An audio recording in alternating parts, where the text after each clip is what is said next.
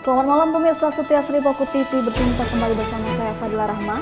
Kami akan menemani istirahat malam Anda dengan berita-berita terupdate dan inilah Sri Poku Seri News Update. Usai jembatan Ogan dan jembatan Keramasan, kini giliran jembatan Musi 2 Lama Palembang diperbaiki. Jembatan Musi 2 yang berada di Kecamatan Gandus Palembang ini sudah berusia sekitar 30 tahun dan dinilai perlu dilakukan perbaikan ekstra.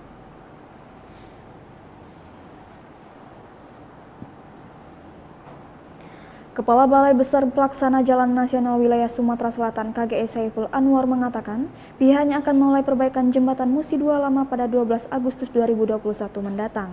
Untuk saat ini pihaknya masih fokus pada sosialisasi terkait rencana perbaikan jembatan ini. Selama masa perbaikan, akses lalu lintas di sana akan ditutup selama 3 bulan.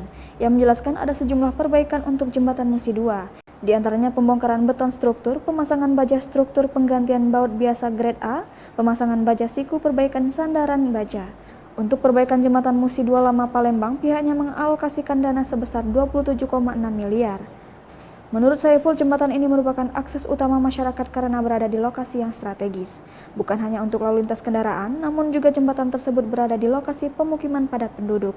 Untuk itu pihaknya sudah berkoordinasi dengan Dinas Perhubungan dan juga Ditlantas Polda Sumsel untuk mengatur arus lalu lintas selama proses perbaikan berlangsung.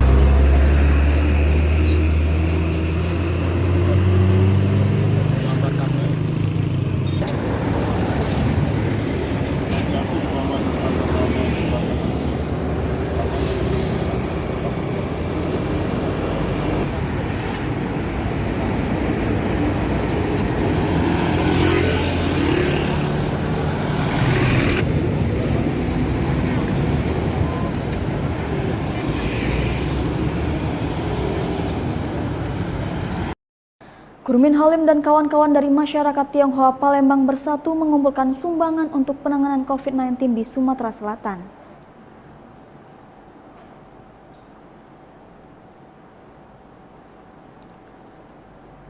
Tokoh masyarakat dan pengusaha Sumsel Kurmin Halim saat laptop di Tribun Sumsel dan Sriwijaya Pos dengan tema donasi 2 miliar pelipur lara, Senin 9 Agustus 2021 mengatakan untuk 2 miliarnya sudah disumbangkan melalui Kapolda Sumsel Irjen Pol Eko Hindra Heri. Dalam bentuk natura atau barang seperti 150 ton beras, 150 ton oksigen, dan 1.250 alat antigen. Untuk sisanya digunakan seperti beli tabung oksigen, paket obat-obatan untuk teman-teman yang lagi isolasi mandiri, dan lain-lain. Menurutnya kegiatan sosial yang teman-teman lakukan bukan instan dan sudah periodik. Kurmin mengatakan inisiatif dari teman-teman ini disampaikan padanya pada hari Selasa. Sementara itu ketika ditanya mengenai Akiditio, ia mengatakan kalau boleh jujur teman-teman rata-rata marah termasuk dirinya. Namun menurutnya tak terlepas dari itu, manusia tidak luput dari kesalahan. Banyak sekali teman-teman dari justru dari orang kalangan Tionghoa. Kalau kita boleh jujur, mereka rata-rata marah. Termasuk saya. Termasuk saya juga marah. Saya marah. Marah dalam arti apa yang dilakukan ini memang kalau tidak terlaksana memang sangat mencoreng nama baik. Karena kami orang-orang Tionghoa, walaupun kami ini selalu dikatakan bahwa kami ini adalah minoritas, tapi sebenarnya kami mayoritas di dalam memberikan bantuan sosial. Ya, kami memang minoritas, tapi kami mayoritas memberikan bantuan sosial. Saya sendiri yang banyak berjalan dengan teman-teman semua yang bergerak di sosial, kami tahu gitu. Berapa banyak dana yang kami sisihkan, berapa banyak rezeki yang kami sisihkan untuk kami berikan bantuan kepada sesama, tanpa kami melihat apa sukunya, apa agamanya.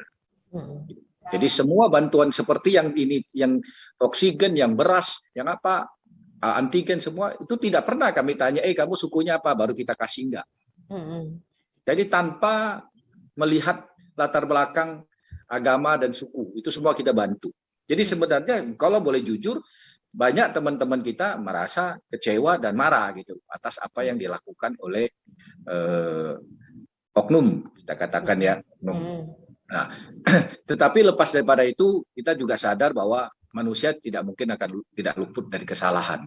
Dia mungkin punya ada rencana tersendiri, dia mungkin punya pemikiran sendiri. Kenapa dia berani melakukan itu? Kalau saya menilai, kalau dia zong, di dalam bantuan itu sama dengan bunuh diri, Mbak. Jujur aja, sama dengan bunuh diri. Kenapa? Lo yang dibohongi itu jenderal bintang 2, lo nggak bisa main-main. Ketika kita salah, itu luar biasa, nanti kan pasti akan menerima akibatnya. Mantan Menteri Sosial Juliari Peter Batubara kembali menjalani sidang lanjutan kasus korupsi dana bansos di Kementerian Sosial. Agenda sidang kali ini adalah pembacaan pledoi atau nota pembelaan dari terdakwa.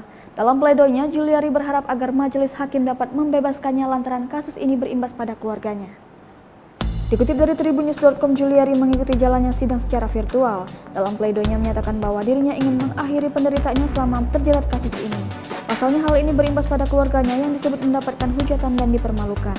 Tidak hanya itu, Juliari menjelaskan, kasus ini membuat sang anak yang masih di bawah umur tidak merasakan figur seorang ayah. Juliari menyatakan penyesalannya lantaran lalai dalam mengawasi jajarannya di Kementerian Sosial. Tidak hanya itu, menurutnya akibat kasus ini membuat beberapa pihak ikut terkena imbas.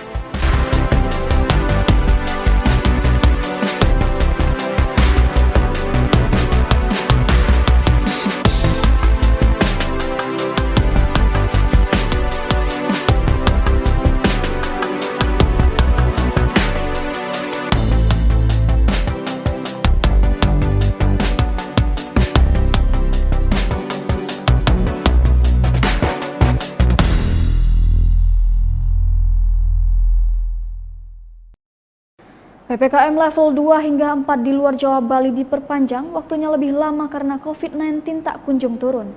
Diketahui pemberlakuan pembatasan kegiatan masyarakat atau PPKM, level di Jawa Bali diperpanjang hingga 6 Agustus 2021. Kebijakan perpanjangan PPKM tersebut juga diberlakukan di luar Jawa Bali, namun dengan jangka waktu yang lebih lama.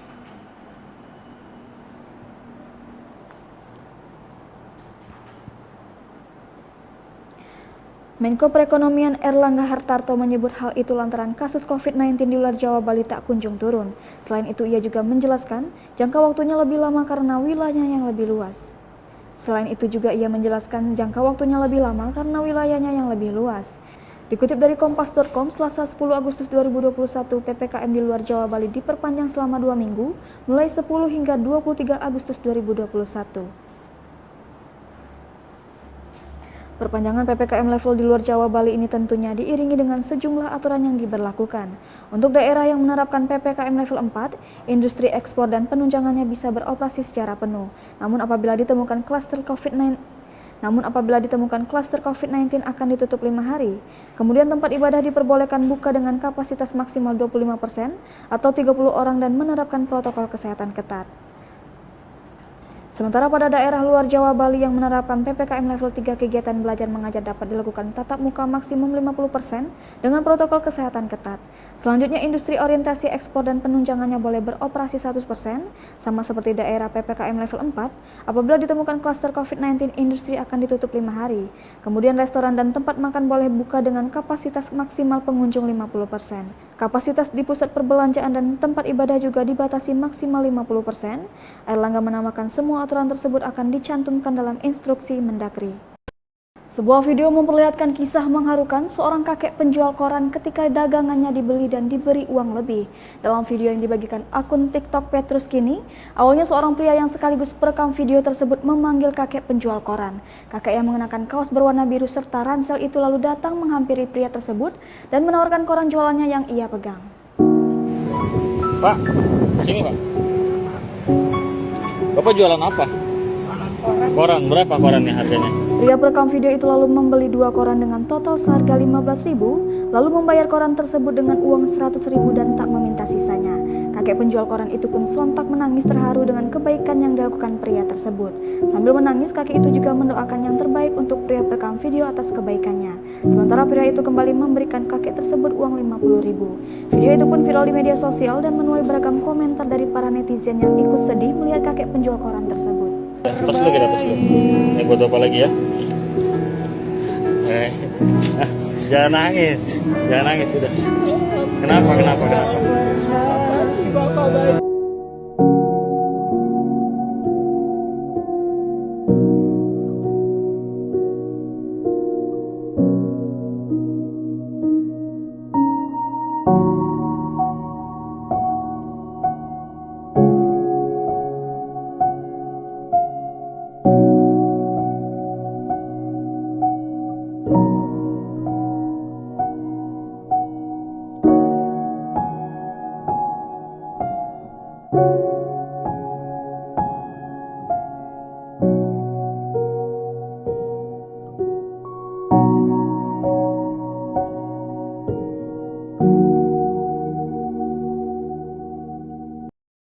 Viral di TikTok, pria pamer saldo 11 triliun.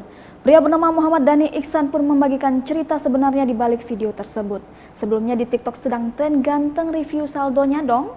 Dan disinilah Dhani memutuskan untuk ikut memamerkan struk dari ATM BCA, tertuliskan sisa saldo lewat akun @ownerstudent.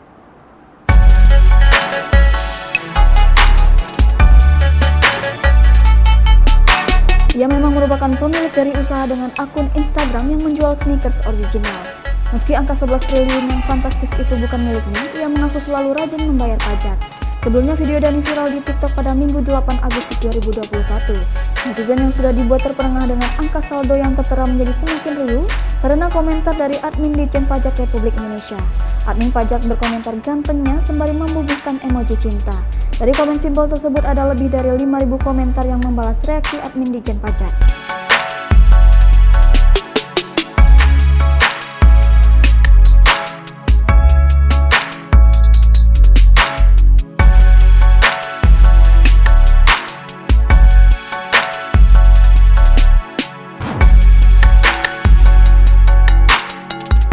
Berita tadi mengakhiri perjumpaan kita malam ini. Saya Fadila Rahma undur diri dari hadapan Anda dan jangan lupa like, share, and subscribe untuk selalu mendapatkan berita terbaru dari kami dan tetap selalu jaga protokol kesehatan.